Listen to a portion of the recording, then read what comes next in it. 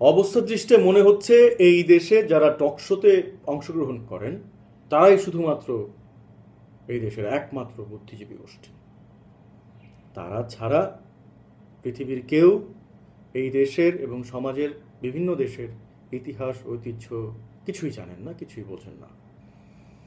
এবং তাদেরকে বুদ্ধিজীবী বলার পর থেকে দেশে তুমুলভাবে বুদ্ধির সংকট শুরু হয়েছে। সেই সংকটে এই দেশের নবপ্রজন্ম অতিষ্ঠ, সমাজে নানা রকম উৎপীড়ন শুরু হয়েছে।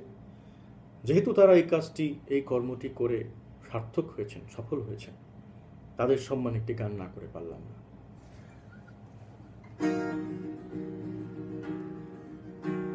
বারো বনিতারে ভনিতা করে বুদ্ধিজীবী সাজা, দলীয় কলকি সাজিয়ে তারা করছে সেবন গাজা।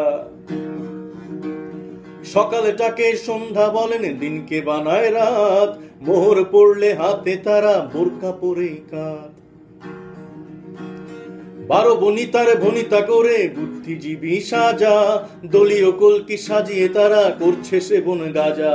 সকালটাকে সন্ধ্যা বলেন, দিনকে বানায় রাত, মোহর পড়লে হাতে তারা বোরকা পরে কাত। দেশটাকে তারা খেলনা ভাবেন, আমাদের ভাবে খোকা, ওই নরাধম চাপাবাজি কম, আমরা নই তো বোকা।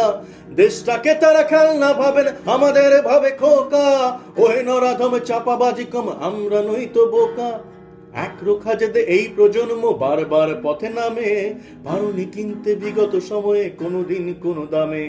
তাই তো বলছি সময় থাকতে হয়ে যাও হুঁশিয়ার, জীবিত বা মৃত তোমার জন্য নয়তো শহীদ মিনার।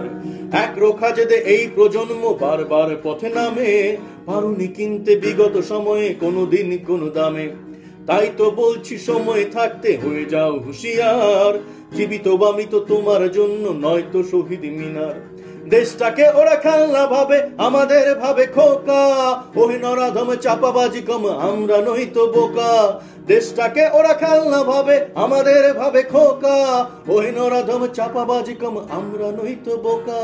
বারো বনিতার বনিতা করে বুদ্ধিজীবী সাজা, দলীয় কলকি সাজিয়ে তারা করছে সেবন গাজা। বুঝতে পেরেছেন বুদ্ধিজীবী সাহেব?